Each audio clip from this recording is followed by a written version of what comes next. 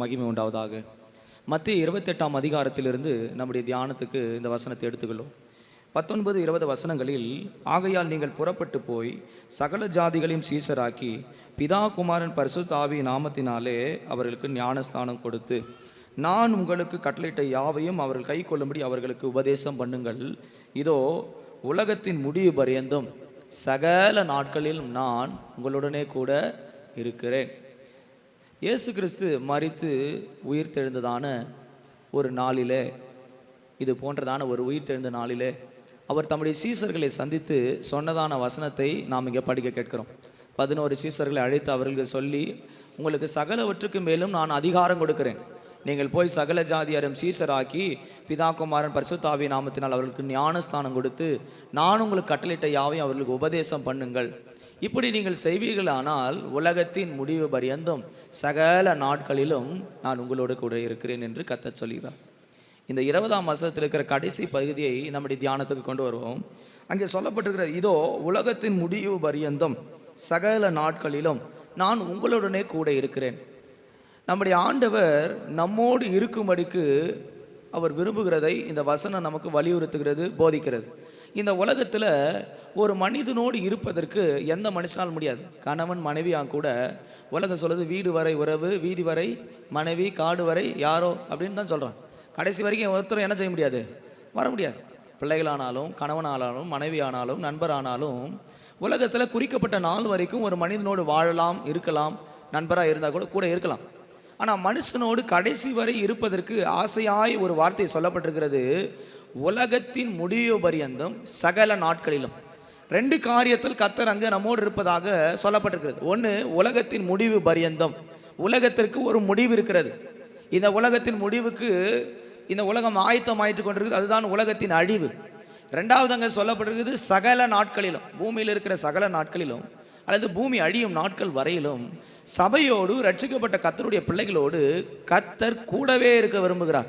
அதுதான் சொல்றார், உலகத்தின் முடிவு பரிந்து சகல நாட்களிலும் நான் உங்களுடனே கூட இருக்கிறேன். இந்த தூது உங்களோடு கர்த்தர் இருக்கிறார் அல்லது உன்னோடு கர்த்தர் இருக்கிறார் என்று நாம் சிந்திக்கலாம். இன்னைக்கு உலகத்தில் எத்தனையோ பேருக்கு கிடைக்காத ஒரு பாக்கியம், வானத்தையும் பூமியை சர்வ அதிகாரம் படைத்த தேவன் நம்மோடு கூட இருக்கிறார். இன்னைக்கு நிறைய பேருக்கு அது விளங்கலை. ஆண்டவர் என் கூட இருக்கிறாரா, எனக்கு இருந்தால் ஏன் இந்த பிரச்சனைகள், எனக்கு இருந்தால் ஏன் இந்த போராட்டம், இப்படி கேள்வி வருது. மனுஷிகமாக சிந்திக்கும் போது நம்ம மைண்டு சொல்கிற காரியம் என்ன, ஆண்டவர் கூட இருந்தால் இந்த தரித்திரம் எதுக்கு, வியாதி எதற்கு, போராட்டம் எதற்கு, அடி எதற்கு, இதெல்லாம் நம்ம சொல்கிறோம். எப்போ போராட்டங்கள் வரும்போது, சோதனை வரும்போது, பலகீனம் வரும்போது நாம் சொல்கிறோம், ஆண்டவர் ஏன் இதில் இல்லாமல் போயிட்டாரு. ஆனால் ஆண்டவர் வாக்குறுத்திருக்கிறார், உலகத்தின் கடைசி பரியந்தும் பூமியின் கடைசி பரியந்தும் சகல நாட்களிலும் நான் உங்களோடு கூட இருக்கிறேன் என்றதான ஒரு வாக்குத்தத்தத்தை கொடுத்து தான் அவங்க ஊழியத்தை கர்த்தர் ஆரம்பிக்க சொல்கிறார். அப்போ ரட்சிக்கப்பட்ட ஞானஸ்தானம் எடுத்த ஒவ்வொருவரும் ஒரு காரியத்தை அறிந்து கொள்ளணும், கர்த்தர் இங்கே இருக்கிற ஒவ்வொருவோடு கூட இருக்கிறார். வேதம் சொல்லுது, அவர் இருக்கிறவராகவே இருக்கிறார். ஒரு தடவை வாக்கு கொடுத்துட்டாருன்னா வாக்கு மாறமாட்டார். எப்படி இருக்கிறாரோ அவர் அப்படியே இப்பவும் இருக்கிறார். ஆனால் ஏன் இந்த சில நாட்கள் நம்மோடு கூட இல்லாதது போல நம்முடைய வாழ்க்கையில் தோன்றுகிறது?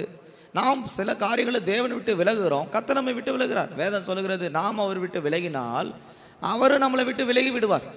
நாம் அவரோடு கூட நெருங்கினா அவர் நம்மோடு கூட நெருங்கி இருப்பார். இன்றைக்கி நிறைய காரியத்தை நாம் கர்த்தரை விட்டு தூரம் போகிறதுனால கர்த்தர் நம்மோடு கூட இல்லை.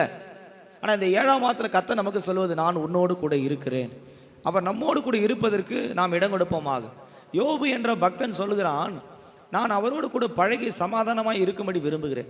யோபு 22ஆம் அதிகாரம் 20ஆம் வசனத்தை பார்க்கும்போது 21ஆம் வசனத்தில், நீர் அவரோடு பழகி சமாதானமாக இருந்தால் அதனால் உனக்கு நன்மை வரும். படிங்க அந்த வசனத்தை.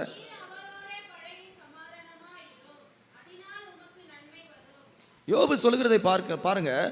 அவர் சொல்றாரு, நீ அவரோடு பழகி சமாதானமாக இரும், அதனால் உனக்கு நன்மை வரும். ஒரு மனிதன் தேவனோடு கூட பழகி சஞ்சரித்து வாழ்ந்தால் அந்த மனுஷனுடைய வாழ்க்கை மிகுந்த நன்மையும் சமாதானமுள்ள வாழ்க்கையாய் மாறுகிறது. இன்றைக்கி நாம் யார் யார் கூடவோ சேர்ந்து பழகிறதுக்கு ஆட்களை தேர்ந்தெடுக்கிறோம். இவங்களோடு கூட பழகலாம், அவங்களோட கூட பழகலாம், இவங்களோட வாழலாம். நம்முடைய பழக்க வழக்கங்கள்லாம் உலகம்தான், உலகத்தில் உள்ளவைகளை தான் அன்பு கூறுறோம். ஒரு கர்த்தருடைய பிள்ளைகளுடைய பழக்கம் என்பது அவங்க பழக வேண்டிய இடம் கர்த்தரோடு உறவு என்பதை யோபு வசனத்திலிருந்து நாம் படிக்கிறோம். நீ அவரோடு கூட பழகி சமாதானமாக இருந்தால் உனக்கு நன்மை வரும். கர்த்தரோடு கூட பழகிற மனுஷன் எப்படி இருப்பான்? ஏனோக்கை போல இருப்பான். அவன் இரவும் பகலும் கர்த்தரோடு கூட நடக்கிறதான ஒரு வாழ்க்கை. இன்றைக்கி நாம் கர்த்தரோடு கூட இருக்கிறோமா? கர்த்தர் நம்மோடு கூட இருக்கிறாரா? சிந்தித்து பாருங்கள். இன்றைக்கி நிறைய குடும்பங்களில் யார் இல்லைன்னா ஆண்டவர் இல்லைங்க. ரட்சிக்கப்பட்டிருக்கிறாங்க, ஆண்டவரை விட உலகம் தான் உள்ளே இருக்குது, மாம்சம் தான் உள்ளே இருக்குது, பிசாசு தான் பல குடும்பங்களை போட்டு போராட்டங்களை கொண்டு வருது. ஆனால் இந்த 7ஆம் மாதத்தினுடைய இரண்டாவது ஓய்வு நாளில் கர்த்தர் நமக்கு சொல்வது, நான் உங்களோடு கூட இருக்கிறேன். அது எப்படி இருக்கிறார்? இருக்கிறவராகவே இருக்கிறார். இன்றைக்கி நம்முடைய வாழ்க்கையில் கர்த்தர் வரணும், கூட இருக்கணும்னா நாம் என்ன செய்யணும், அதை நாம் சிந்திக்கலாம். இன்றைக்கி அநேகருடைய வாழ்க்கையில் இதுதான் பிரச்சனை. ஆபத்து வந்துருச்சு, ஏன் கர்த்தர் என் கூட இல்லை? இல்லையா? சில நேரத்தில் நம்ம யோசிக்கிறோம், இது போல் ஒரு ஆபத்து எனக்கு ஏன் வரணும்? 91ஆம் சங்கீதத்தை பார்க்கும்போது கர்த்தர் எல்லா சூழ்நிலையும் நம்மோடு கூட இருக்கிறார். நீங்கள் நினைக்கிறது போல் இல்லை. 91ஆம் சங்கீதத்தை பார்க்கும்போது அங்கே என்ன சொல்லப்பட்டிருக்கு? 91ஆம் சங்கீதம் 14ஆம் வசனம்.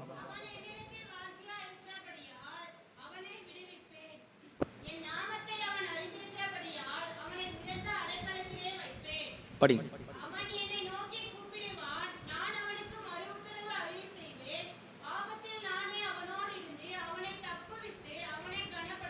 கர்த்தரை நோக்கி ஆபத்திலே அபயமிடுகிற ஒரு கூட்டத்திற்கு கர்த்தர் அவனோடு கூட இருந்து அவனை தப்புவிக்கிறாராம்.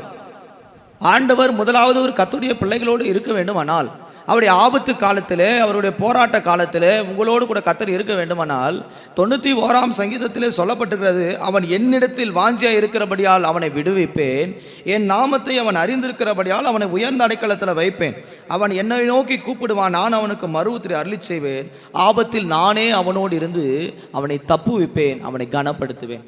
ஒரு மனிதனுடைய வாழ்க்கையிலே ஆபத்துகள், விபத்துகள், சேதங்கள் என்பது சத்துருக்கள் கொண்டு வருகிறதான ஒரு பகுதி. பிசாசு கெர்ஜுகிற சிங்கத்தை போல யாரை விழுங்கலாமா என்று வகை தேடி சுற்றி திரிகிறதாக 1 பேதுரு 5ஆம் அதிகாரத்தினுடைய கடைசி பகுதியிலே நாம் வாசிக்கிறோம். சிங்கத்தை போல யாருடைய குடும்பத்தை அழிக்கலாம் வகை தேடி. இன்னைக்கு பாருங்க, ஆக்சிடென்ட் தான் அதிகமாகுது, போராட்டங்கள் அதிகமாகுது, ஒவ்வொரு நாட்களில் விபத்தில் எத்தனையோ ஜனங்கள் மரித்து போகிறதை நாம் பார்க்கிறோம். அப்படிப்பட்ட சூழ்நிலை இருக்கிற கர்த்தருடைய பிள்ளைகள் பாதுகாக்கப்பட அவர்களோடு கர்த்தர் கூட இருக்க வேண்டுமானால் வேதம் சொல்லுகிறது, என்னை நோக்கி கூப்பிடு, நான் அப்போது அவனுக்கு மறுஉத்திரை அருளி செய்வேன். ஒரு போராட்டமான சூழ்நிலை வரும்போது, ஆபத்துகள் கிட்டி நெருங்கும் போது நம்முடைய எண்ணங்கள், சிந்தைகள் எல்லாம் கர்த்தரை பார்ப்பதாக இருக்கணும். நீங்கள் நிறைய நேரத்தில் ஆபத்து வரும்போது நம்ம எதை பார்க்குறோமோ இல்லையோ, கர்த்தரை பாருங்கள். சீசர்கள் படகுல போய்கிட்டு இருந்தாங்க, காற்று வீசுது, படகு ரொம்ப சேதமாயிருச்சு. இப்போ காற்றும் கொந்தளிப்பினால படகு உடைந்து மறிக்கிற ஒரு சூழ்நிலை வந்தாச்சு. அவங்க சொல்கிறாங்க, நாங்கள் மடிந்து போவது உமக்கு கவலை இல்லையா? கடைசி நேரத்தில் தான் ஆண்டவர் கூப்பிட்றாங்க. இன்னைக்கு அநேகர் ஆபத்து, விபத்து, சேதங்கள் முற்றின பின்பு கர்த்தரை தேடுதல்ல, ஆபத்து காலம் வரும் முன்னே தேவனை நோக்கி கூப்பிடு, அவர் உன்னை விடுவிப்பார், அந்த காரியத்தில் நீ சிக்கிக்கொள்ளாதபடி உன் கால்களை விலக்கி காப்பார். 91ஆம் சங்கீதம் 1ஆம் வசனத்தில் சொல்லப்படும், உன்னதமானவருடைய மறைவில் இருக்கிறவன். ஒரு கர்த்தருடைய பிள்ளைகள் வாழ்க்கை என்பது கர்த்தருடைய மறைவில் வைக்கப்பட்ட வாழ்க்கை. அவருடைய கரத்தின் நிழலால் நீ மறைக்கப்பட்டு ஜீவிக்க வேண்டிய ஒரு வாழ்க்கையை கர்த்தர் உங்களுக்கு கொடுத்திருக்கிறார். ஏதோ மனுஷ தயவில், உலக தயவில், சுய அறிவில் ஓடுற வாழ்க்கை இல்லை. ஞானஸ்தானம் எடுத்த ஒவ்வொருடைய வாழ்க்கை என்பது கர்த்தருடைய பலத்த கரத்தில் அடங்கி வாழத்தக்கதான ஒரு சுகமான வாழ்க்கையை நமக்கு தந்திருக்கிறார். இன்றைக்கி நிறைய பேர் தேவ சமூகத்தை பயிற்சிவிக்காமல் அதுக்குள்ளே குடும்பத்தை நடத்தாமல் போகிறதுனால தான் ஆபத்து, விபத்து, சேதம் இவைகளெல்லாம் வருகிறது. இன்றைக்கி நீங்கள் கவனித்து பாருங்கள், எத்தனையோ பேர் ஆபத்து காக்கப்படுறாங்க. நாங்கள் ஒரு நாள் மலையில் ஜபிச்சு கொண்டிருந்தோம். ஒரு சகோதரர் எங்களோடு கூட மலையில் ஜபிக்க வர்றவர், அவர் ஃப்ளைட் ஏறிட்டார் ஏர்லைன்ஸில். அந்த ஃப்ளைட்டு கிளம்பியாச்சு. கிளம்பிட்ட பிறகு மேலே சொல்கிறான், ஃப்ளைட்டு டெக்னிக்கல் ப்ராப்ளம். ஏற்கனவே போன வாரம் தான் ஒரு ஃப்ளைட்டு வெடிச்சு 200 சில்லற பேர் செத்தான். மறு வாரத்தில் இவர் ஃப்ளைட் ஏறுறாரு. இவர் நல்லா தூங்கிட்டார், யோனா போல் அயர்ந்து படுத்தாச்சு. ஃப்ளைட்டு டேக் ஆஃப் ஆகுதுன்னு தெரில, எங்கே இறங்குதுன்னு தெரில. எல்லாம் கத்தரா, நான் உள்ளே இருந்த ஃப்ளைட்டில் என்ன ஆக போது தெரில, நாங்களாம் சாக போகிறோம், என்ன நடக்க போதில்லை. இவர் நல்லா என்ன பண்ணிட்டு இருக்காரு, தூங்கிட்டு இருக்காரு. நாங்கள் இங்கே உட்காந்து இவருக்காக ஜாம் பண்ணிட்டு இருக்காரு, கத்தாவே இவரை பாதுகாத்துக்கணும். அவர் நல்லா அப்படியே டீப்பாக பேதுரு போல், பேதர் தூங்கிட்டு இருந்தார், சபையார் தான் என்ன பண்ணிட்டு இருந்தாங்க, ஜாம் பண்ணிட்டு இருந்தாங்க, சிறையிலேருந்து வெளியே கொண்டு வரோம். அந்த மாதிரி அவர் நல்லா ஃப்ளைட்டில் தூங்கிட்டே இருக்கிறார். எல்லாம் கத்துறதை பார்த்து எழும்பி, என்ன சத்தம், என்ன பிரச்சனை அப்படின்னு கேட்டா, அப்பா ஃப்ளைட்டு போகாதுன்றாங்க, டெக்னிக்கல் ப்ராப்ளம், கீழே இறங்க முடியாத, மேலேயும் போக முடியாத, என்ன பண்ண போகிறாங்கன்னு தெரியல. அவருக்கு இப்போ தான் பயம் பிடிக்குது. இப்போ என்ன பண்ணுறதுன்னு தெரியல. எனக்கு கீழே இறங்கக்குள்ளே எனக்கு ஃபோன் பண்ணுறாரு, இது மாதிரி ஆயிடுச்சியா, எனக்கு ஜாம் பண்ணிக்க, என்ன பண்ணுறதுன்னு தெரியல. அப்படி ஃப்ளைட்டு கீழே இருக்குது, மேலேயும் போக முடியல, கீழே அப்படியே தடுமாறுது. கொஞ்சம் தூரம் போன பிறகு திரும்ப ஃப்ளைட்டை கொண்டு அங்கேயே நிப்பாட்டிட்டான். இப்போ இந்த ஃப்ளைட் ஒரு 6 மணி நேரம் போகாது, ரெடியானா போகும், இல்லைன்னா ஃப்ளைட்டு கிடையாது. இவர் உள்ளே உட்காந்து வேர்க்க விறுவிறுக்குது, வெடிச்சிடுமா, எரிஞ்சிடுமா, என்ன ஆகும் தெரில. அப்போ நாங்கள் இங்கேருந்து ஜெபம் பண்ணுறோம், எல்லாரும் சேர்ந்து ஊக்கமாக மலையில் எல்லா சகோதரில் ஜெபம் பண்ணால், நைட்டு 10 மணிக்கு ஏறினவர் கிட்டத்தட்ட காலை 4 மணி வரைக்கும் ஃப்ளைட்டில் உட்காந்துருக்கிறார். வேறு ஃப்ளைட்டு காலைல 4 மணிக்கு அடித்து ஜீவனோடு கத்தர் கொண்டு வந்தார். யோசிச்சு பாருங்கள், ஒருவேளை ஜபம் இல்லைன்னா, ஒருவேளை தேவ நோக்கி கூப்பிடலாம், ஆபத்துக்கு நீ தப்பிக்கப்பட முடியுமா? இன்றைக்கி அநேக சூழ்நிலை நான் அப்படி சொல்ல முடியும். எத்தனையோ ஆபத்தில் கத்தர் தப்பித்திருக்கிறார். போன மாதத்தில் ஒரு சகோதரர் பயங்கரமான போராட்டங்களில் அவர் மலைக்கு கூப்பிட்டு போகிறேன், கார் அப்படி எனக்கு நேராக வந்துருச்சு ஆப்போசிட் ரோட்டில். நான் ஸ்ட்ரைட்டாக தான் போயிட்டுருக்கிறேன். ஒரு செகண்ட் அடித்தா வண்டி 2 பேர் மேலே பறப்போம். இன்றைக்கி அடக்காராதனை முடிஞ்சிருக்கும். ஆனால் கத்தர் எங்கள் ஆபத்திலிருந்து விலைக்கு காப்பாற்றுகிறார். ஒரு கத்தருடைய பிள்ளைகள் காக்கப்பட வேண்டுமானால் உன்னதமானவருடைய மறைவுக்குள்ளே கத்தரை நோக்கி கூப்பிடுகிற அனுபவம் வேண்டும். ஒவ்வொரு நாளும் நீங்கள் யாரை கூப்பிடுறீங்களோ இல்லை, எழுந்த உடனே சில பேர் எழுந்த உடனே பாருங்கள், அம்மாவை கூப்பிடு, டீயை எடுத்துகிட்டு வா, இதை எடுத்துகிட்டு வா, அதை எடுத்துகிட்டு வா, இவங்களை கூப்பிடு, அவங்கள கூப்பிடு, இதெல்லாம் சொல்லிக்கிட்டு உட்காந்துருக்குறான். ஆனால் வசனம் சொல்லுது, நீ காலையில் எழுந்த உடனே யாரை தேடுறீங்களோ இல்லையோ கத்தருடைய முகத்தை தேட பழகுங்க. உன்னதமானுடைய மறைவுகளை உங்கள் குடும்பத்தை கட்டி எழுப்புங்க. அப்போ நீங்கள் ஆபத்து காலத்தில் கூப்பிடும்போது கத்தர் அவனோடு இருந்து, அங்கே சொல்லப்பட்டிருக்கிற ஆபத்தில் நான் அவனோடு இருந்து. யாராவது ஆபத்து நான் அவனோடு கூட இருப்பேன்னு சொல்ல முடியுமா? ஆபத்து முடிஞ்ச பிறகு ஹாஸ்பிட்டலுக்கு வேணால் நான் வந்து பார்ப்பேன், அவனோடு கூட இருப்பேன், பார்த்துக்குவேன்னு சொன்னால் ரைட்டு. ஆனால் ஆண்டவர் என்ன சொல்கிறாரு? நீ ஆபத்தில் உட்படும் போது, ஆபத்தை சந்திக்கும் போது நீ இல்லை, உன் ஆபத்தில் அவரே உன்னோடு கூட வருகிறார். அவர் கூட வரும்போது உன் கண்மணி, அவர் கண்மணியை போல கத்தர் உன்னை பாதுகாக்கிறார். தம்முடைய தூதர்களை கொண்டு உன்னை ஏந்தி கொண்டு போவார். உன் கால்களில் இடாதபடி சிக்கிக்கொள்ளாதபடி அவைகளுக்கு விலக்கி காப்பார். அப்போ நாம் ஒன்று செய்ய வேண்டியது இருக்குது. போராட்டங்கள் ஆபத்து காலம் வரும் முன்பாக உன்னதமான ஒரு மறைவில் ஒவ்வொரு நாளும் ஆண்டவரே நீர் என் கூட வாரும் என்று நோக்கி கூப்பிட பழகணும். இன்றைக்கி சபையில் இருக்கிற ஒரு பெரிய ப்ராப்ளம், அவரை விட்டு எல்லாரோட பழகிறோம். காலையில் எழுந்த உடனே முதல்ல பார்க்குறது ஃபோன் தான். அதில் என்ன வந்திருக்குது, என்ன போயிருக்குது. இவர் அப்படியே பிஸ்னஸ் மேக்னெட்டு, இவருக்கு மொத்தமே கப்பல் 100 கப்பல் 100 ஃப்ளைட் ஓடுது. இதை பார்த்தா தான் அவருக்கு பிழப்பே. இன்றைக்கி எத்தனை பேர் அப்படி இருக்கிறீங்க தெரியல. காலை எழுமணுன்னே எதுதான், பைபிள் திறக்கிறாரோ இல்லையா, ஜெபிக்கிறாரோ இல்லையா, முதல் முகமே அதில் தான் எழும்புது. ஏன்னா அது தெய்வமே அதுதான். அவங்களுக்கு வச்சு அதுக்கு ஒரு பூஜை போட்டு இன்றைக்கி எல்லாம் நீ தான் நடத்தணும். அப்படியா? பாதி குடும்பம் இதில் ஆரம்பிக்கிறதுனால தான் பிசாசு பார்க்குறான். ரைட்டு, நீ போகிற வழியில் நான் கூடவே வரவா, அங்கே போன பிறகு சிக்கிக்கிற, பிரச்சனைகளை மாட்டிக்கிற, அப்புறம் ஆண்டவரேன்னு கத்துற.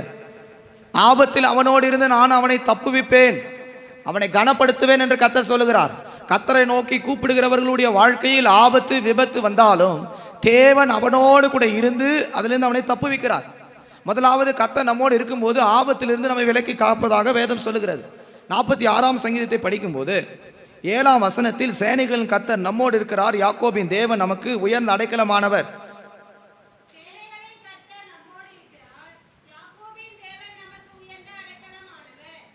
தேவன் அதி நடுவில் இருக்கிறார், அது அசையாது. அதிகாலமே தேவன் அதற்கு சகாயம் பண்ணுகிறார். தேவன் ஒரு மனிதனோடு கூட இருக்கும்போது ஒவ்வொரு நாளும் அவனுக்கு சகாயம் உண்டாகும், உதவி உண்டாகும். ஒவ்வொரு நாளும் அவங்களுக்கு தேவையான உதவியை மனுஷன் மூலமாகவோ ஆட்கள் மூலமாகவோ கர்த்தர் அவங்களுக்கு செய்கிறார். ஏன்னா ஒத்தாசைக்கு வரும் பர்வதங்களுக்கு நேராக தன் கண்களை ஏறெடுக்கிற அனுபவம் உள்ள ஒரு சபை, ரட்சிக்கப்பட்ட தேவனுடைய பிள்ளைகளுடைய வாழ்க்கையில் வேதம் சொல்லப்பட்டிருக்கிறது. சேனைகளின் கர்த்தர் நம்மோடு கூட இருக்கிறார், யாக்கோபின் தேவன் நமக்கு உயர்ந்த அடைக்கலமானவர். பூமி நிலை மாறலாம், பர்வதங்கள் நிலை பெற்று போகலாம், ஆனால் இந்த வசனம் சொல்லப்பட்டிருக்கிறது, சேனைகளின் கர்த்தர் நம்மோடு இருக்கிறார். ஒரு மனிதனோடு கர்த்தர் வரும்போது அங்கே சொல்லப்பட்டதான வசனம், அவனுக்கு விரோதமாய் எந்த வல்லமை இருக்காது. கர்த்தர் அவன் நடுவில் இருக்க, அது அசையாது. அதிகாலமே அவனுக்கு கர்த்தர் சகாயம் பண்ணுகிறார். ஒவ்வொரு நாளும் அவனுக்கு உதவி கிடைக்கும். ஒரு மனிதனோடு கர்த்தர் இருக்கும்போது அவனுக்கு எல்லா மனுஷனுடைய கண்களின் தயவும் கிருபையும் கிடைப்பதை பார்க்கிறோம். சாமுவேலை குறித்து சொல்லப்பட்டிருக்குது. 1 சாமுவேல் 2ஆம் அதிகாரம் நினைக்கிறேன். சாமுவேல் வளர்ந்தான், கர்த்தர் அவனோடு கூட இருந்தார். அவனுக்கு மனுஷனுடைய கண்களிலும் கர்த்தருடைய கண்களிலும் தயவு கிடைத்தது. ஒரு மனிதனோடு கர்த்தர் இருப்பாரே ஆனால் அவனுக்கு எல்லாருடைய கண்களிலும் தயவும் உதவியும் பெற்றுக்கொள்ளலாம். இன்னைக்கு நம்ம எத்தனையோ வேலைகளில் மற்ற ஜனங்கள் இடத்துல உதவி எதிர்பார்க்கிறோம். இவங்க உதவி செய்வாங்க, அவங்க உதவி செய்வாங்க என்றெல்லாம் எதிர்பார்க்கிறோம். ஆனால் ஒரு கர்த்தருடைய பிள்ளைகளுக்கு தயவு என்பது அது கர்த்தரிடத்திலிருந்து பெற்றுக்கொள்கிறதான வாழ்க்கை. 1 சாமுவேல் 2ஆம் அதிகாரத்தை பார்க்கும்போது 26ஆம் வசனம்.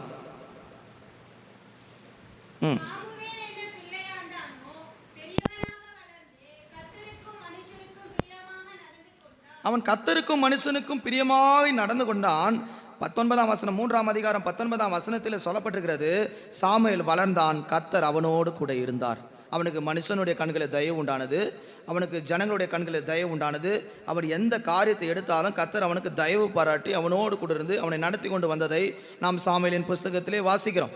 ஒரு மனிதனுடைய வாழ்க்கையில் தேவ தயவு, மனுஷ தயவு என்பது மிக அவசியமானது. இன்றைக்கி நிறைய பேர் குடும்பங்களில் தயவு தான் எதிர்பார்க்குறோம், உதவி சகாயம். ஆனால் நம்ம கர்த்தர் நம்மோடு கூட இருப்பாரே ஆனால் கர்த்தர் நமக்கு உதவி செய்ய வல்லவர். சாமுவேலுக்கு உதவி செய்வார், ஆனால் உங்களுக்கும் அவர் உதவி செய்ய முடியும். அப்போ நம்மோடு கூட இருப்பது கர்த்தராக இருக்கணும்.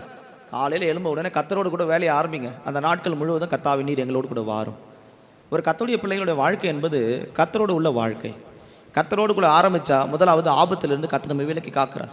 இரண்டாவது இங்கே சொல்லப்படுகிறது நமக்கு சகாயம் வரும். மூன்றாவது பிலிப்பியரின் புஸ்தகத்தை பார்க்கும்போது அங்கே 4ஆம் அதிகாரம் 8-9 வசனங்களை வாசிக்கும்போது, பிலிப்பியர் 4:8-9.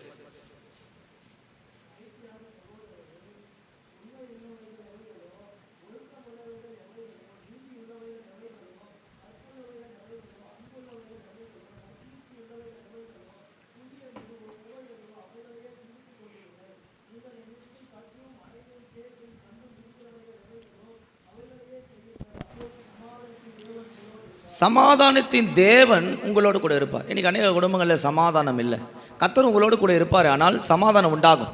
யோவானிலே நாம் படிக்கிற நம்ம எல்லாருக்கும் தெரிந்த வசனம், உலகம் தரக்கூடாதும் உலகம் எடுக்கக்கூடாதுமான சமாதானத்தை நான் உங்களுக்கு வைத்து போகிறேன், அவருடைய நாமம் சமாதான பிரபு என்று ஏசாயா 7ஆம் அதிகாரத்தில் படிக்கிறோம். நம்முடைய தேவன் சமாதான காரணர், சமாதான பிரபு.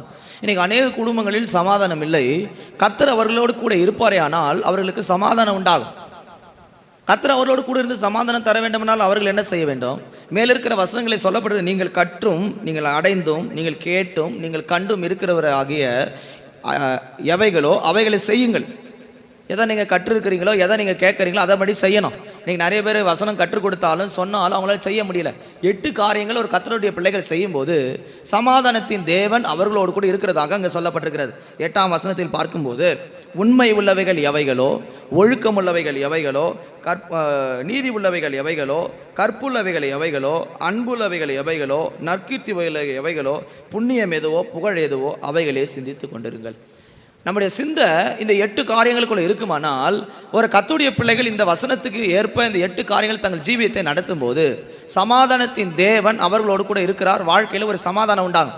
இன்னைக்கு எத்தனையோ பேருடைய வாழ்க்கையில் சமாதானம் இல்லை. ஆண்டவரின் வாழ்க்கையில் சமாதானம் தரட்டும் நம்ம கேட்டுக்கிட்டு இருக்கிறோம். ஆனால் சமாதானம் வந்த பாடு இல்லை.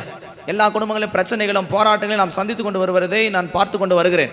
சமாதானத்தை பெறுவதற்கு 8 காரியத்தை நீ சரிப்படுத்தணும். உண்மையுள்ளவர்களாக இருக்கணும், நற்கீர்த்திகளாக இருக்கணும், கர்த்தருக்கு எது புகழோ கர்த்தருக்கு எது மகிமையோ அதை செலுத்தி வாழ்க்கையை கட்டி எழுப்பணும். நீங்கள் கற்றும் கேட்டும் அடைந்தவைகள் இவைகளோ அவைகள்படி வாழ்க்கையை நடத்தும் போது சமாதானத்தின் தேவன் உங்களோடு கூட இருப்பார். உங்களோடு ஆண்டவர் சமாதானத்தின் தேவனாக இருக்கணும்னா நீங்கள் சத்தியத்தின்படி ஜீவிப்பதற்கு இந்த 8 காரியத்தில் உண்மையாக இருப்பதற்கு உங்களை ஒப்புக்கொடுங்க. நீங்கள் அநேகர் உண்மை இல்லை, குடும்பத்திலேயும் உண்மை இல்லை, சபையிலையும் உண்மை இல்லை, நற்கீர்த்தி உள்ள வாழ்க்கையில் சாட்சி கெட்டு போன வாழ்க்கை. இப்படி இருந்தால் குடும்பத்தில் எப்படி சமாதானம் வரும்? நீங்கள் நிறைய பேர் குடும்பங்களில் சமாதானம் வேணும், ஆண்டவர் என் குடும்பத்துக்கு சமாதானம் நினைக்கிறீங்க. கரெக்டு தான், ஆண்டவர் சமாதானம் தருகிற சமாதான பிரபு. நீங்கள் கற்றும் கேட்டும் அடைந்ததான இந்த சத்திய வசனங்கள் கீழ்ப்படிந்து உங்களால் செய்ய முடிகிறதா? வசனத்தை கேட்கறது ரொம்ப ஈஸிங்க, பிரசங்கம் பண்ணுறது கூட கொஞ்சம் கடினம் தான், ஆனால் முடிச்சுக்கலாம். ஆனால் நீங்கள் வாழ்கிறது தான் ரொம்ப முக்கியம். நீங்கள் எந்த வசனத்தை கேட்குறீங்களோ அதற்கேற்ப வாழ்க்கையை நடத்தினா தான் கர்த்தர் உங்களோடு கூட இருப்பார். கேட்கறது மாத்திரம் அல்ல, அதன்படி செய்கிறவர்களாக இருங்கள் என்று வேதம் சொல்லுகிறது. இங்கே சொல்லப்பட்டிருக்கிறது, உண்மை உள்ளவைகள் எவைகளோ. முதலாவது ஒரு சபைக்கு உண்மை இருக்கணும். இன்றைக்கி நிறைய பேர் குடும்பங்களில் உண்மை இல்லை. எத்தனை பேர் மனைவிக்கு உண்மையாக இருக்கிறீங்க, கணவனுக்கு உண்மையாக இருக்கிறீங்க, சபைக்கு உண்மையாக இருக்கிறீங்க? இரண்டாவது சொல்லப்பட்டு ஒழுக்கம் உள்ளவைகள் எவைகளோ. பிள்ளைகளுக்கு ஸ்கூலுக்கு அனுப்பும்போது டீச்சர் சொல்கிறாங்க டிசிப்ளினே இல்லை, ட்ரெஸ்ஸிங் சரியில்லை, இது சரியில்லை, அது சரியில்லை. ஸ்கூலுக்கு ஒரு கட்டுப்பாடு இருக்குது, அந்த கட்டுப்பாட்டை மீறினா அந்த டிசிப்ளின் மாறிட்டான்னு சொல்கிறோம். சபைக்கு ஒரு கட்டுப்பாடு இருக்குது, சபைக்குன்னு ஒரு கிரமம் இருக்குது. இந்த பிரமாணத்துக்கு ஏற்ப நம்முடைய வாழ்க்கை நடத்தாமல் போனால் நம்ம ஒழுக்கமற்றவர்களாக இருப்போம். உலக பிரகாரமான காரியத்தில் ஒழுக்கமுள்ளவர்களாக இருக்கிறோமா இல்லையோ, சத்தியத்துக்கு ஏற்ப சத்தியத்தின் வார்த்தைகளுக்கு கீழ்ப்படிந்து நம்ம ஒழுக்கமுள்ளவர்களாக நம்முடைய குடும்பத்தை சத்தியத்துக்குள்ளே நடத்தணும். எல்லாத்துக்கும் ஒரு ஒழுங்கு கிரமம் இருக்குதுங்க. ஏனோ தானான்னு இருக்குது இல்லை, ட்ரெஸ்ஸிங்கில், நடக்கையில், சிந்தையில், ஒவ்வொரு காரியங்களில் கர்த்தருடைய பிள்ளைகளுக்குன்னு ஒரு ஒழுக்கம், ஒரு டிசிப்ளின்ஷிப் இருக்குது. மூன்றாவது அங்கே சொல்லப்பட்ட நீதி உள்ளவைகள் எவைகளோ, கற்புள்ளவைகள் எவைகளோ. நீதி உள்ள ஒரு வாழ்க்கை இருக்கணும். வசனம் என்ன, நீதிக்குள்ளே உங்கள் பிள்ளைகளை நீங்கள் கட்டி எழுப்பணும். கற்புள்ள ஒரு வாழ்க்கை, பரிசுத்தமான ஒரு மனவாட்டியாக இருக்கணும். ஒரே மனைவியுடைய புருஷனா, மனைவியுடைய கணவனா, ஜீவனியத்தை கற்புள்ளதாக காத்துக்கொள்ளணும். கற்புள்ளதாகிய கன்னிகையாகிய ஒரே புருஷனுக்கு கொடுக்கப்பட்டதான மனவாட்டியுடைய ஜீவியம் இங்கே இருக்கிற ரட்சிக்கப்பட்ட ஒவ்வொருக்கும் வேணும். இன்னைக்கு அப்படி இருக்கிறோமா? ஏசபேல் என்றால் கற்பற்றவள், அப்படி வந்துடக்கூடாது. அவள் மேக்கப் பண்ணுவா, யாரை வஞ்சிக்கலாம், யாரை பிடிக்கலாம். ஏசபேலுடைய ஆவிக்கு பேர் என்ன? கற்பற்றவள். பரிசுத்தம் இல்லாத ஒரு வாழ்க்கை, யாரை பேக்கெட் பண்ணலாம், எப்படி வாழ்க்கையை நடத்தலாம். இது ஏசபேலுடைய ஆவி. இது வந்துருச்சுன்னா உன்னையும் கெடுத்துரும், உன் சமாதானத்தையும் கெடுத்துரும். வாழ்க்கையை கற்புள்ள எல்லாம் நடத்த பழக வேண்டும். அடுத்து அங்கே சொல்லப்பட அன்பு உள்ளவைகள் எவைகளோ, நற்கீர்த்தி உள்ளவைகள். இன்றைக்கி சபைகளில் அன்பு குறைஞ்சி போச்சு. கடைசி காலத்தில் அன்பு தணிந்து போகும். இன்னைக்கு குடும்பத்தில் கணவன் மனைவி பிள்ளைகள் சமாதானம் இல்லை. இதுக்கு காரணமே அன்பு தான். சமாதானம் வேணும், அன்பு செலுத்துங்க. நான் சொன்னேனே, அன்பு என்பதுக்கு நாம் கடனாளிகள். ஏன்னா கர்த்தர் என்ன செஞ்சுருக்காரா? நம்மேல அன்பு செலுத்திருக்கிறார். எந்த காரியமும் நாம் செய்யாமல் கர்த்தர் நம்மேல் அன்பு செலுத்தியதுனாலே நாம் எல்லார் மேல் அன்பு செலுத்த வேண்டிய கடனாளிகளாக இருக்கிறோம். அப்போ நீங்கள் கணவன் பேரிலோ மனைவி பேரிலோ சபையில் பேரிலோ எல்லார் பேரிலோ அன்பு செலுத்தணும். நீங்கள் அன்பு இல்லாதவன் தேவனை அறியான். நீங்கள் என்ன கன்னியா பாஷை பேசினாலும், என்ன ஒயிட் ட்ரெஸ் போட்டாலும், என்ன வசனங்கள் தெரிஞ்சாலும், என்ன பாட்டு பாடினாலும், அன்பு இல்லாவிட்டால் நான் ஓசையிடுகிற வெண்கலத்தை போல் இருப்பேன், வெள்ளை அடிக்கப்பட்ட கலர். அன்பு தாங்க பிரதானம். கலாத்தியர் 5 பார்க்கும்போது அங்கே வசனம் சொல்லப்பட்டிருக்குது. எப்படி அன்பு கூறணும்? உன்னிடத்தில் நீ அன்பு கூறுறது போல பிறனிடத்தில் அன்பு கூறுவாயாக. 5ஆம் அதிகாரம் 14ஆம் வசனம்.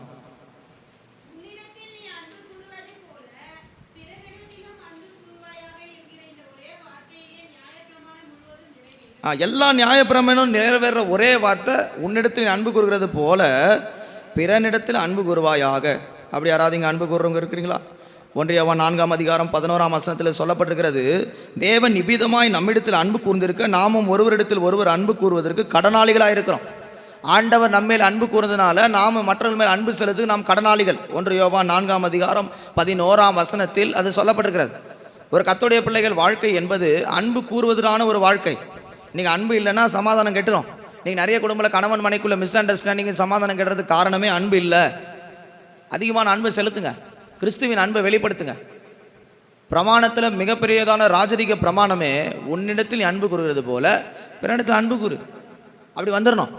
இதே வசனத்தை யாக்கோபின் புஸ்தகத்தில் பார்க்கும்போது அது அங்கே சொல்லப்பட்டிருக்கிறது.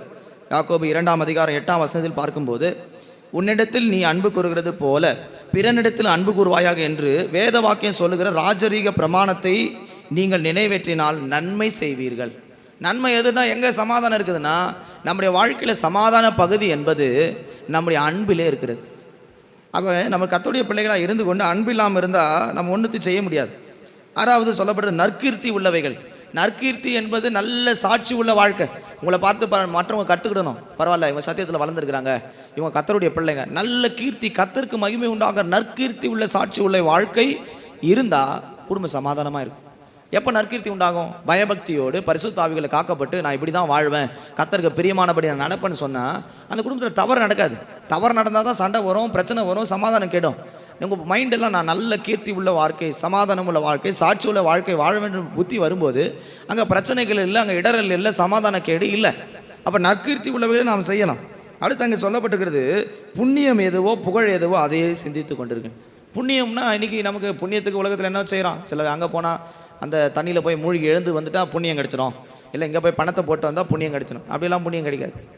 தண்ணியில் போய் இவர் மூழ்கினா புண்ணியம் எங்கே கிடைக்கும்? அழுக்கு கூட போகாது. போகுமா? டெய்லியும் தண்ணி ஊற்றிக்கிட்டு தான் இருக்கிறோம். போகலையே?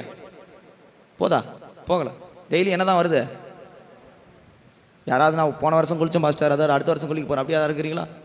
கை தூக்க பார்க்கலாம். போன வருஷம் ஜனவரி குளித்தேன், அதாவது அடுத்த வருஷம் குளிக்கலாம்னு இருக்கிறேன், அழுக்கு என் உடம்புல சேராது. அப்படி ஒரு நல்ல பரிசுத்தமான சரீரம் இருக்குதா? இல்லையே. இங்கே சொல்லப்பட்டிருக்குது, புண்ணியம் எதுவோ புகழ் எதுவோ. புண்ணியத்துக்காக அவன் இங்கேயும் அங்கேயும் ஓடிக்கிட்டு இருக்கிறான். ஒரு கர்த்தருடைய பிள்ளைகள் புண்ணியம் என்பது என்னன்னா, நமக்கு 2 வஸ்திரம் இருந்தால் இல்லாதவனை கண்டா கொடுக்கணும். அதான் புண்ணியம். நமக்கு ஆகாரம் இருந்தால் ஆகாரம் இல்லாதவனை கண்டா அவனுக்கு ஏசி 58 சொல்லப்பட்டு எது சரியான உபவாசம் புண்ணியம்னா, ஆகாரம் இது இல்லாதவனை கண்டால் ஆகாரத்தை கொடு, வஸ்திரம் இல்லாதவனை கண்டால் அவனுக்கு வஸ்திரத்தை கொடு. எல்லாத்தையும் உனக்குனே வச்சுக்கிட்டு புண்ணியம் பண்ணிட்டேன் ஏமாற்றிக்கிட்டு இருக்கிறது இல்லை. நீ நிறைய பேர் அப்படி தான் நினச்சிக்கிட்டு இருக்கிறாங்க. தனக்குள்ளதை ஒருத்தன் வந்தான், ஒரு வாலிபன், ஆண்டவரே பரலோக ராஜ்யத்தை வருவதுக்கு நான் என்ன செய்ய வேண்டும்? நீ மோசே நியாயப்பிரமாணம் எல்லாம் கற்றுக்கொண்டு நடந்தாயா? அவன் சொன்ன, நான் சிறு பிரையா முதல் என்ன பண்ணிக்கிட்டு இருக்கிறேன்? செஞ்சுக்கிட்டு வந்திருக்கிறேன். அவர் சொன்ன, ஆனாலும் உன்னிடத்தில் எனக்கு குறைவு உண்டு. அவன் கேட்டான், அப்படி என்ன குறைவு? நான் வசனப்படி தான் நடக்கிறேன், கற்பனையில். அவர் பார்த்தாரு, எப்பா நீ பணம் இவ்வளோ வச்சிருக்கிற, அதை விட்டு யாருக்கு கொடு? தரித்திரக்கு கொடு. அதோடு போனவன் தான் என்ன பண்ணல? பரலோகத்தை பற்றி கேட்க வரவே இல்லை. இப்போ உங்களை எல்லாரும் எழுப்பி அப்படி புண்ணியம் செய்யறது கொடுங்கன்னு சொன்னால் என்ன நினைப்பீங்கன்னு தெரியுமா? அடுத்து சண்டேலேருந்து நாங்கள் வேறு சர்ச்சு பார்க்கலாம்னு இருக்கிறோம். எப்படி இல்லை? நாங்கள் புண்ணியத்தை வேற எங்கன்னா பார்த்துக்கிறோம், இந்த புண்ணியம் எங்களுக்கு தேவையில்லை, அப்படி ஒரு லைனுக்கு வந்துடும். ஆனால் வசனம் சொல்லப்படுது, புண்ணியம் எதுவோ புகழ் எதுவோ அதை நீங்கள் சிந்தித்து கொண்டு இருங்க. இதை நீங்கள் சிந்தையில் கொண்டு வந்துட்டா குடும்பத்தில் கர்த்தர் சமாதானத்தின் தேவனாக உங்களோடு கூட இருப்பார். குடும்பம் அப்படியே சமாதானம் உள்ளவர்களாய் நடத்தப்படும். எபிரேயர் 13ஆம் அதிகாரத்தை பார்க்கும்போது அங்கே 5ஆம் வசனத்தில் என்ன சொல்லப்பட்டிருக்கிறது? எபிரேயர் 13ஆம் அதிகாரத்தில் பார்க்கும்போது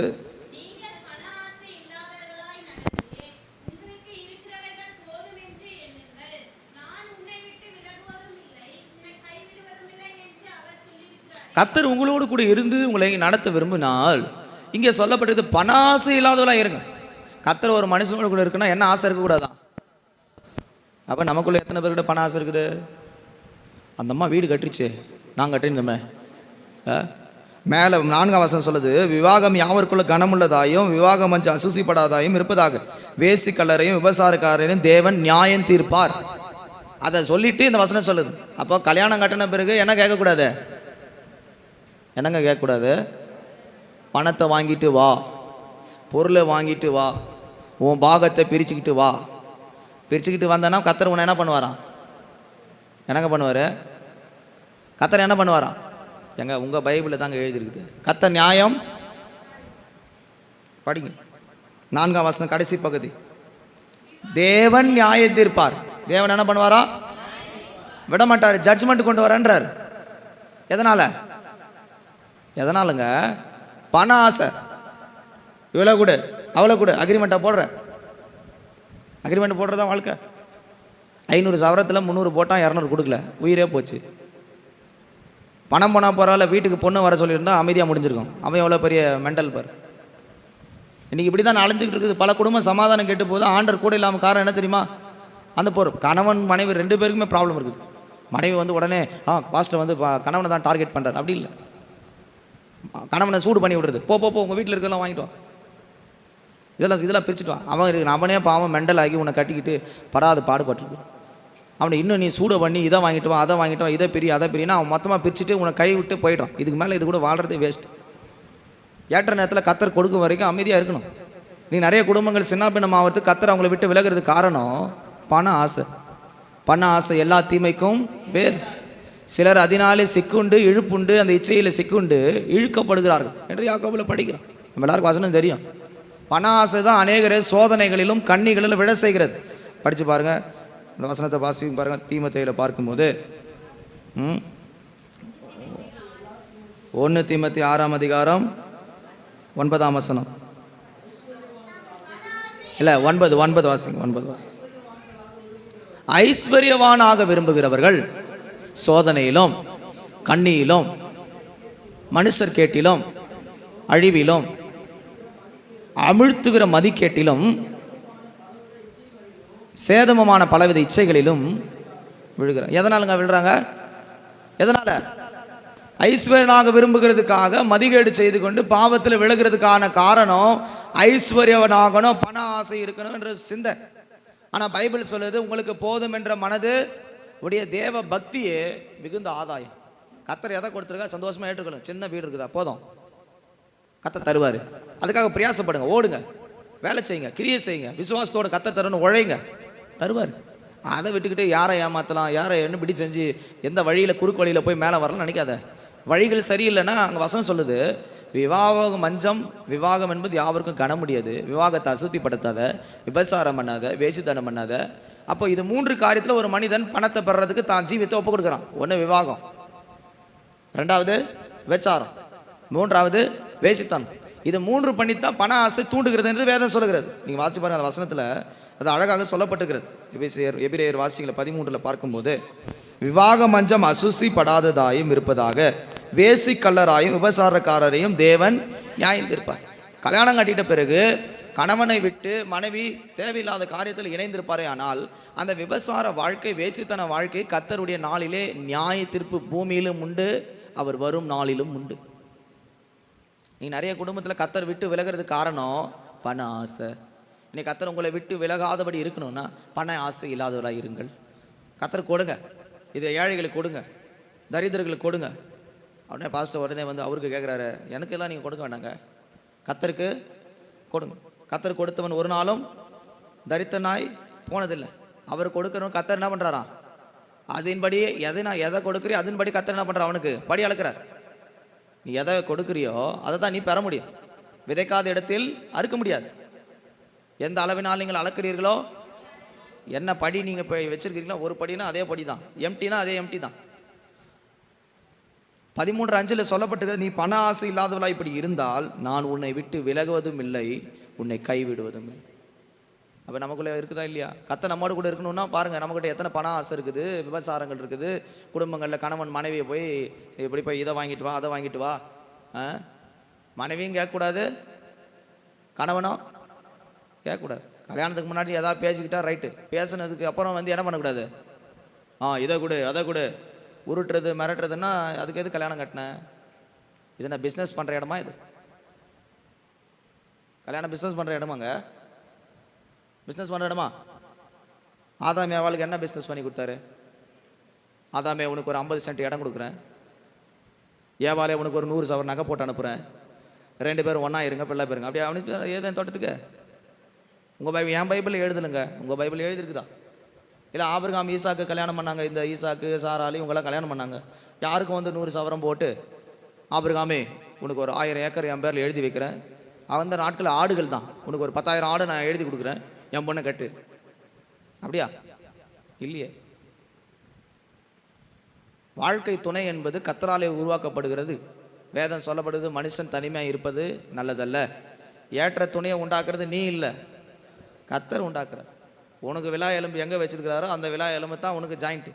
நீ தேவையில்லாத விழா எலும்புலாம் ஜாயின் பண்ணனா கர்த்தர் என்ன பண்ணுவாராம்? என்னங்க பண்ணுவார்? நியாயம் தீர்ப்பார். இப்போ படிச்சிங்க, நீ தானே படிச்சிங்க, வேசி கலராயும் விபசார கலராயும் இராதீங்கள், கர்த்தர் உங்களை நியாயம் தீர்ப்பார். அதனால் விவாகத்தை அசுசிப்படுத்தவோ விவாக மஞ்சத்தை அசுத்திப்படுத்தவோ கூடாது. நம்முடைய ஜீவியம் பரிசுத்தமாய் காக்கப்பட வேண்டும். அப்போ தான் கர்த்தர் என்ன பண்ணுவாராம்? நான் உன்னை விட்டு விலக மாட்டேன், உன்னோடு கூட இருப்பேன். நான் உங்களுக்கு சொல்லிட்டு வருது, கர்த்தர் உங்களோடு கூட இருக்கிறதுக்கு நாம் என்ன செய்யணும், யாரோடு கர்த்தர் இருக்கிறார் என்பதை சொல்லிக்கிட்டு வரேன். ஆகாயின் புஸ்தகத்தை பார்க்கும்போது 1ஆம் அதிகாரத்தின் 13ஆம் வசனத்தை வாசித்தால் என்ன சொல்லப்பட்டிருக்கு? 12, 13 வசனங்கள்.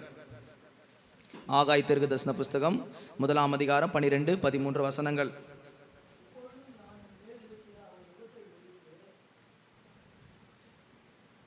ஆகாய் 1ஆம் அதிகாரம் 12வது வசனம்.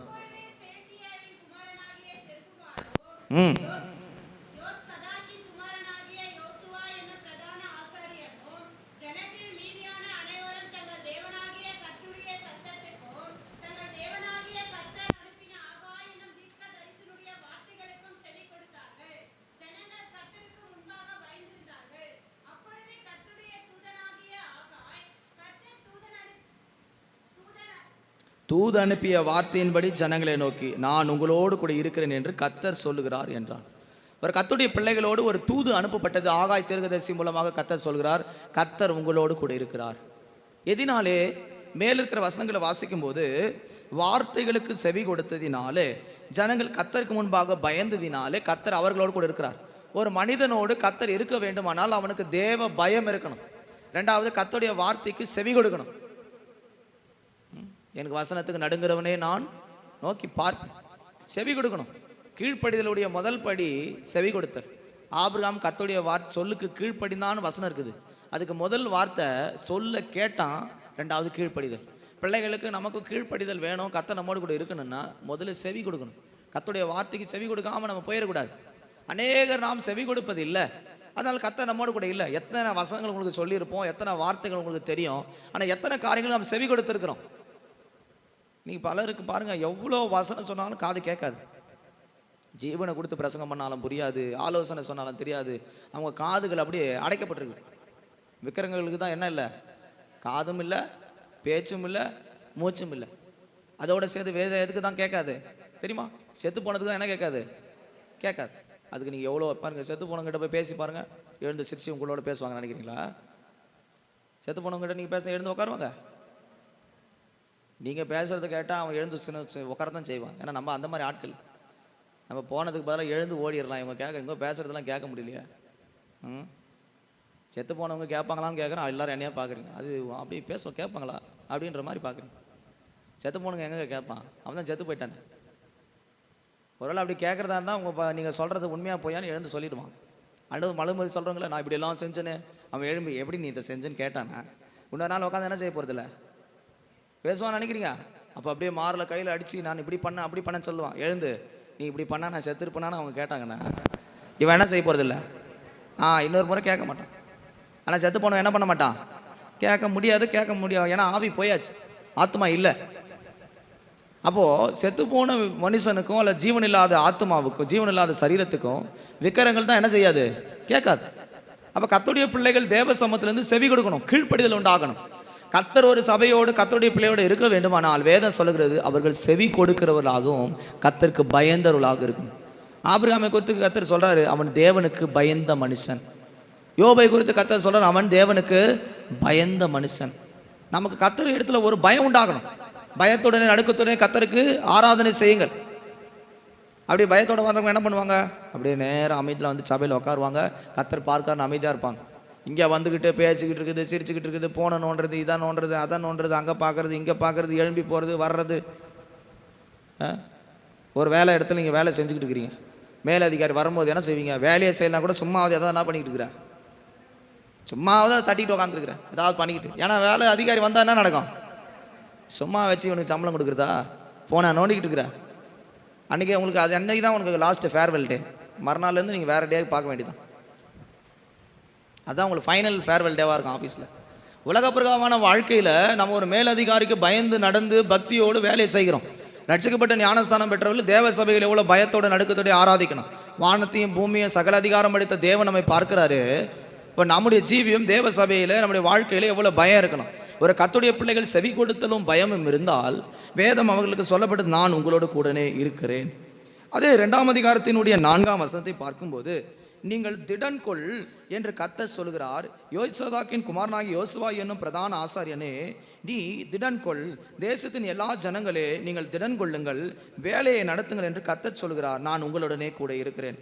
இந்த வசனங்கள் ஏன் இப்படி சொல்லப்பட்டிருக்கிறது? ஆகாய் தீர்க்கதரிசன புஸ்தகத்தில் இந்த தீர்க்கதரிசன வசனங்கள் ஆசாரியர்களாகிய ஜனங்களாகிய இஸ்ரவேல் ஜனங்கள், எருசலேமின் ஜனங்களுக்கும் அங்கிருந்துதான மற்ற ஜனங்களுக்கும் சொல்லப்பட்டது. நீங்கள் எருசலேமின் ஆலயத்தை மறுபடியும் கட்டுங்கள். பாபிலோன் ராஜாவை கண்டு நீங்கள் பயப்பட வேண்டாம், நீங்கள் மறுபடியும் கட்டுங்க, கர்த்தர் உங்களோடு கூட இருக்கிறாரு, அவனை உன்னை தொட போறது இல்லை, கர்த்தர் சொல்றார். அப்போ முதலாவது அவர்கள் செவி கொடுத்தார்கள், பயந்தார்கள்.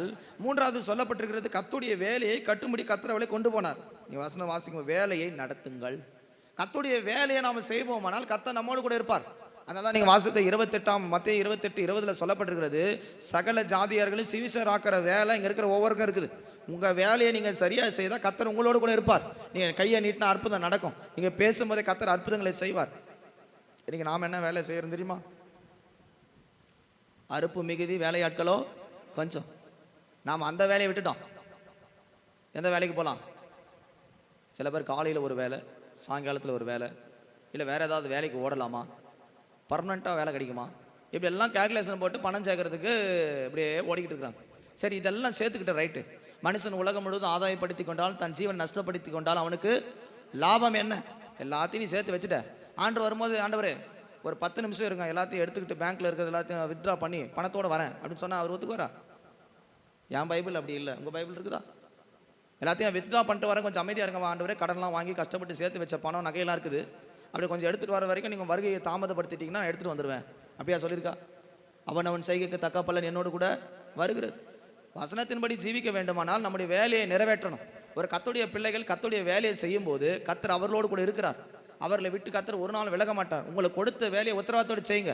ஏரியா பிரேயர் நடத்துங்க. சிறுவர் ஊழியம் நடத்துங்க. இல்லை மற்ற ஜனங்களுக்கு சுவிசேஷம் சொல்கிற ஊழியமா சுவிசேஷத்தை சொல்லுங்க. நமக்கு சமயம் வாய்த்தாலும் சமயத்து வாய்க்காவிட்டாலும் சுவிசேஷத்தை பிரசங்கி. நேரம் கழிச்சாலும் நேரம் கழிக்கலாம் என்ன செய்ய? வேலை செய்கிறவங்ககிட்ட பக்கத்தில் இருக்கிற ஜனங்கள்கிட்ட என்ன சொல்லணும் சொல்கிறீங்களா? நாம் என்ன சொல்லிட்டு இருக்கிறோம்? நேற்றுக்கு அந்த சீரியல் பார்த்தேன், அதில் இவ்வளோ டஃப்பாக போயிட்டு இருந்துச்சு, நாளைக்கு எதில் இருந்து ஆரம்பிப்பான்னு தெரியல. இப்படியே தான் பாதி பேர் சபையில் உட்காந்துருக்குறீங்க, எனக்கு தெரியாதுன்னு நினச்சிக்கிட்டு இருக்கிறீங்க.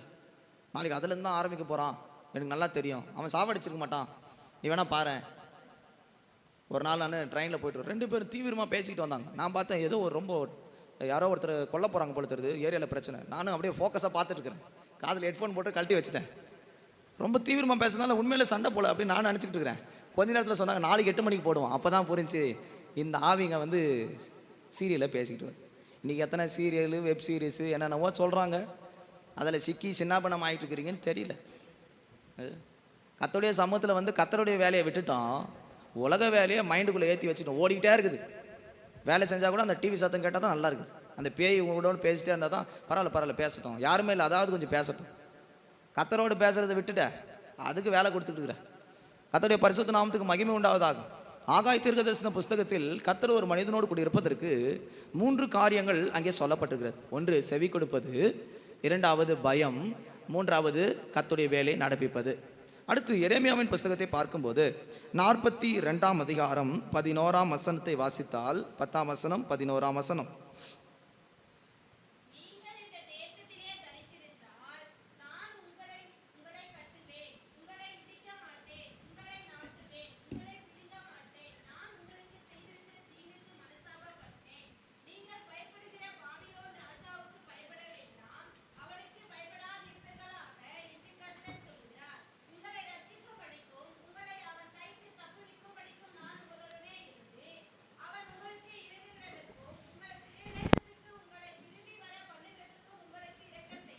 எருசலேமின் ஜனங்களுக்கு சொல்லப்பட்டதான ஒரு வாக்குத்தத்த வார்த்தையை நாம் இங்கே படிக்க கேட்கிறோம்.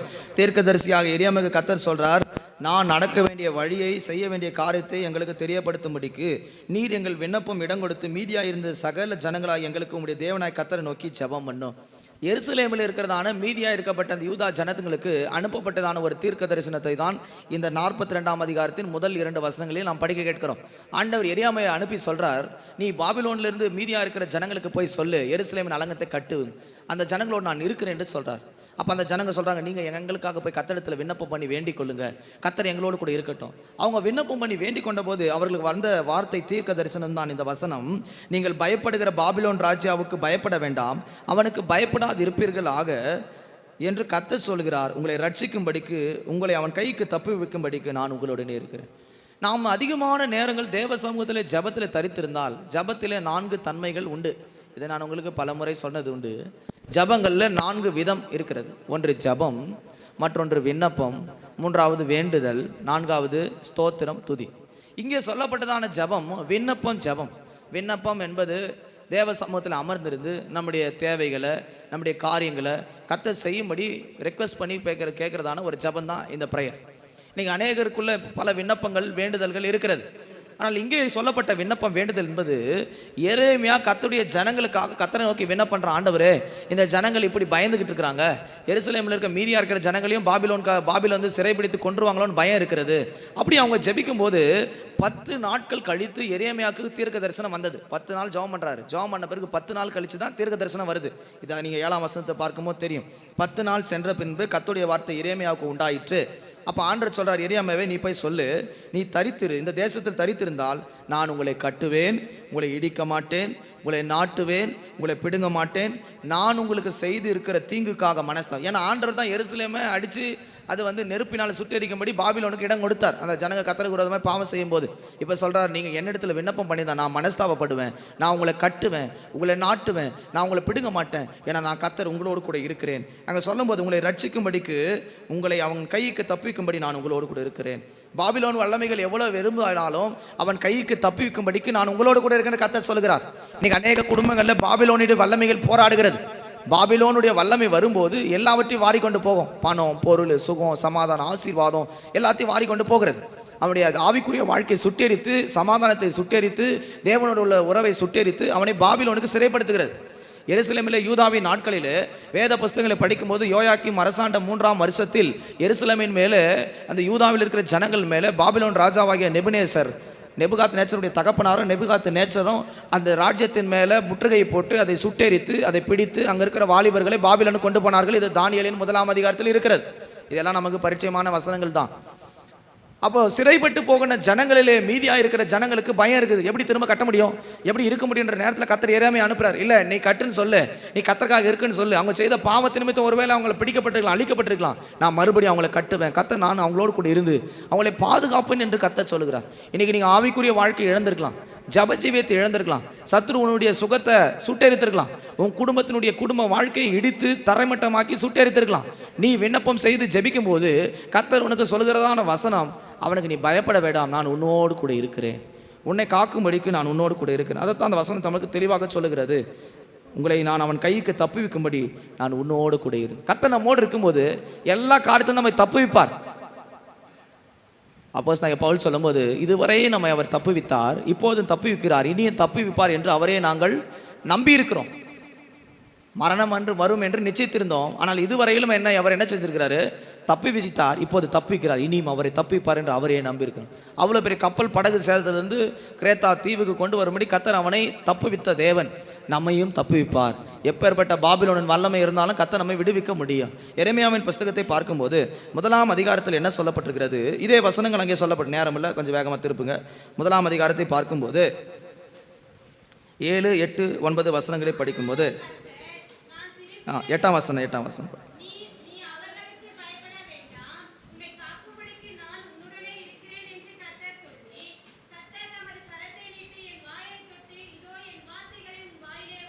ஆ 19ஆம் வசனம் கூட படிங்க.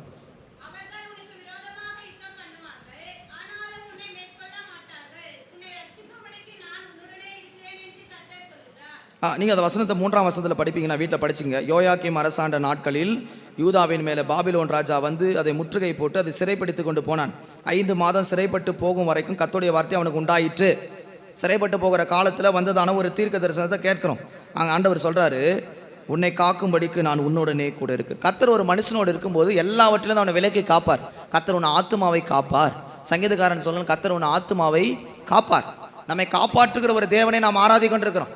எல்லாவற்றிலும் விட்டு விட்டு வேடிக்கை பார்க்குற தேவன் அல்ல, நம்மை தூக்கி நிறுத்தி நம்மை காப்பாற்றுகிறவர். 19ஆம் வசனத்தில் சொல்லப்படுறது, உனக்கு விரோதமாக யுத்தம் பண்ணுவார்கள், ஆனாலும் உன்னை மேற்கொள்ள மாட்டார்கள், உன்னை ரட்சிக்கும்படிக்கு நான் உன்னோடு கூட இருக்கிறேன். கர்த்தர் நம்மோடு இருக்கும்போது எதிராளிகள் வந்தாலும் நம்மை மேற்கொள்ளாதபடிக்கு அந்த வல்லமையில் அழித்து அது நடுவிலே நம்மோடு கூட இருக்கிறதாக வேதம் சொல்லுகிறது. எனவே 15ஆம் அதிகாரம் 20ஆம் வசனத்தை பார்க்கும்போது, உன்னை இந்த ஜனத்துக்கு எதிராக அரணான வெண்கல அலங்கமாக்குவேன், அவர்கள் உனக்கு விரோதமாக யுத்தம் பண்ணுவார்கள், ஆனாலும் உன்னை மேற்கொள்ள மாட்டார்கள், உன்னை ரட்சிப்பதற்காகவும் உன்னை காப்பதற்காகவும் நான் உன்னோடு கூட இருக்கிறேன், நான் உன்னை பொல்லாதவன் கைக்கு தப்பிவித்து உன்னை பலவந்தர் கைக்கு நீங்களாக்கி விடுவிப்பேன் என்று கர்த்தர் சொல்லுகிறார். எரேமியா 15:20 அந்த வசனம் இருக்குது, படிச்சுங்க. வேதம் சொல்லப்பட்டிருக்குது. அப்படிப்பட்ட சத்துருவின் வல்லமைகளுக்கும் பொல்லாத பலவந்தம் பண்ணுகிற கைக்கு உன்னை தப்பிப்பார். ஒருவேளை வேலையில் குடும்பத்தில் உன்னை விட பலவான்கள் உன்னை மேற்கொள்ளும்படி எதிரடியாக வரலாம். உன்னை விட பலசாலிகளை கண்களில் தேவன் உன்னை சும்மா விட்டுற மாட்டார். வேதம் சொல்லப்பட்டது, அவளை நீ மேற்கொள்ளலாம், உன்னை காக்கும்படிக்கு நான் உன்னோடு கூட இருக்கிறேன். சத்துருக்கள் உன்னை மேற்கொள்வது இல்லை, பாதாளம் உங்களை மேற்கொள்வது இல்லை. அங்கே சொல்லப்பட்டிருக்கிறது, அவன் வருவான் ஆனால் உன்னை மேற்கொள்ள மாட்டான், ஏன்னா உன்னை ரட்சிப்பதற்கு நான் உன்னோடு கூடனே இருக்கிறேன். வேதத்தில் நமக்கு திட்டமாக தெளிவுமாக வசனங்கள் சொல்லப்பட்டிருக்கிறதை நாம் பார்க்கிறோம். உபாகமத்தின் புஸ்தகத்தை பார்க்கும்போது அங்கே என்ன சொல்லப்பட்ட, நேரம் இல்லை, கொஞ்சம் வேகமாக திருப்புங்க. 24ஆம் அதிகாரம் நினைக்கிறேன், 31 பாகம் 31 பார்க்கும்போது 8ஆம் வசனத்தில், கர்த்தர் தாமே உனக்கு முன்பாக போகிறவர், அவர் உன்னோடு இருப்பார், அவர் உன்னை விட்டு விலகுவதும் இல்லை, உன்னை கைவிடுவதும் இல்லை, நீ பயப்படவும் கலங்கவும் வேண்டாம் என்று யோசுவாவுக்கு இந்த வார்த்தைகள் சொல்லப்பட்டது. யோசுவாவுக்கு ஒரு பெரிய பயம், எப்படி இந்த இஸ்ரவேல் ஜனத்தை நடத்த போகிறோம் தெரியலையே. அந்த ஆண்டவர் சொல்கிறாரு யோசுவாவுக்கு, இல்லை நீ நடத்து. மோசேனுடைய கடைசி வார்த்தைகளே நாம் இங்கே படிக்க கேட்கிறோம். மோசே கடைசியாக சொல்கிறாரு யோசுவா கூப்பிட்டு, அப்பா நீ போய் நடத்து, இனி ஜனங்களை நீங்கள் தான் கொண்டு போகணும் கானானுக்கு. ஆனால் அவங்களுக்கு ஒரு பயம், இந்த 7ஆம் மாதத்தில் நீங்கள் உங்கள் பிள்ளைங்களை குடும்பத்தை எப்படி நடத்த போகிறன்ற பயம் வரலாம், திகில் வரலாம், இதெல்லாம் எப்படி சந்திக்க போகிறோம் தெரியல. இது வரைக்கும் ஒருவேளை கணவர் நடத்திருந்துருக்கலாம், இது வரைக்கும் வேறு ஏதோ ஒரு சப்போர்ட்டில் ஏதோ ஒரு ஆதரவில் ஏதோ ஒரு பணத்தை வச்சு நம்பி இதெல்லாம் செய்யலாம்னு நினச்சிருக்கலாம். ஒருவேளை அதெல்லாம் நீங்கள் இழந்து போய் நிர்கதியாக தனிமையில் நிற்கலாம் யோசுவாவை போல. ஆனால் யோசுவாவுக்கு ஒரு வாக்குத்தத்தம் கொடுக்கப்பட்டிருக்கிறது, நான் உன்னை விட்டு விலகுவதும் இல்லை, உன்னை கைவிடுவதும் இல்லை, நீ பயப்படாது இருப்பாயாக, நான் மோசேவோடு இருந்தது போல உன்னோடு கூட இருக்கிறேன் என்று யோசுவா 1ஆம் அதிகாரம் 5ஆம் வசனத்தில் பார்க்கிறோம்.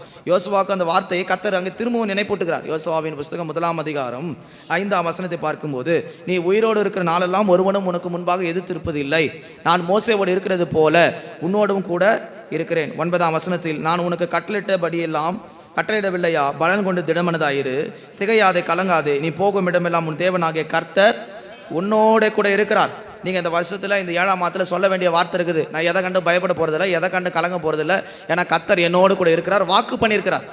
யோசுவாக்கு சொல்கிறார், நீ ஏன் கலங்குற, ஏன் கண்ணீர் வடிக்கிற, பலம் கொண்டு திடமனதாயிரு, நான் உனக்கு வாக்கு பண்ணலையா? உபாகமத்தின் 31ஆம் அதிகாரத்தில் மோசே மூலமாக யோசுவாக்கு வாக்குத்தத்தத்தை கொடுக்கிறார். மறுபடியும் யோசுவா 1ஆம் அதிகாரம் 5ஆம் வசனத்தில் சொல்கிறார், நீ பலம் கொண்டு திடமனதாயிரு, உன்னோடு கூட இருக்கிறேன். மறுபடியும் சொல்கிறார் 3ஆம் அதிகாரத்தின் 7-8 வசனங்களில், யோசுவாவின் புஸ்தகம் 3ஆம் அதிகாரம் 7ஆம் வசனம் 8ஆம் வசனத்தில், நான் மோசேவோடு இருந்தது போல உன்னோடு கூட இருக்கிறேன் என்பதை இஸ்ரவேல் எல்லாரும் அறியும்படிக்கு இன்று அவர்கள் கண்களுக்கு முன்பாக உன்னை மேன்மைப்படுத்துவேன். உடன்படிக்கை பெட்டியை சுமக்கிற ஆசாரியை பார்த்து, நீ யோர்தானின் தண்ணீர் ஓரத்தில் சேரும்போது யோர்தானில் இருக்கிற நில்லுங்கள் என்று கட்டளையிடுவாயாக. இப்போ யோர்தானை கடக்கணும்.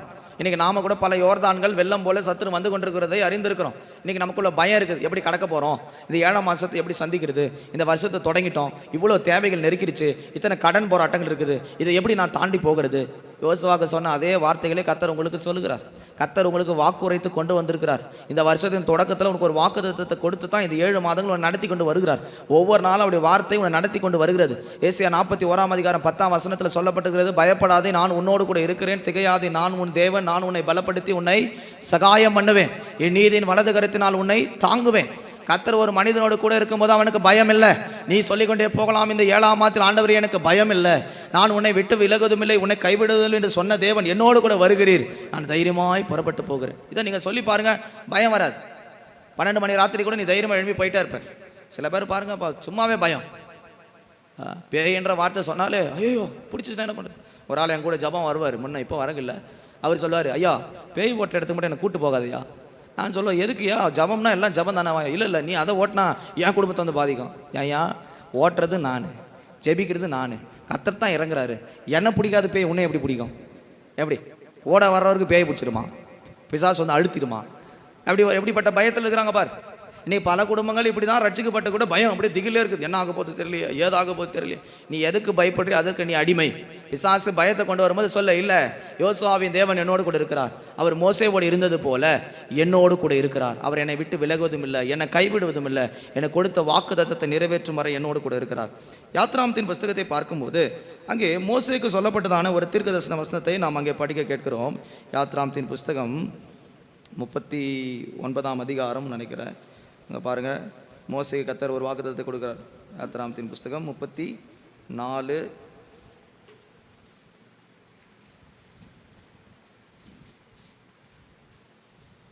10ஆம் வசனம், 34:10.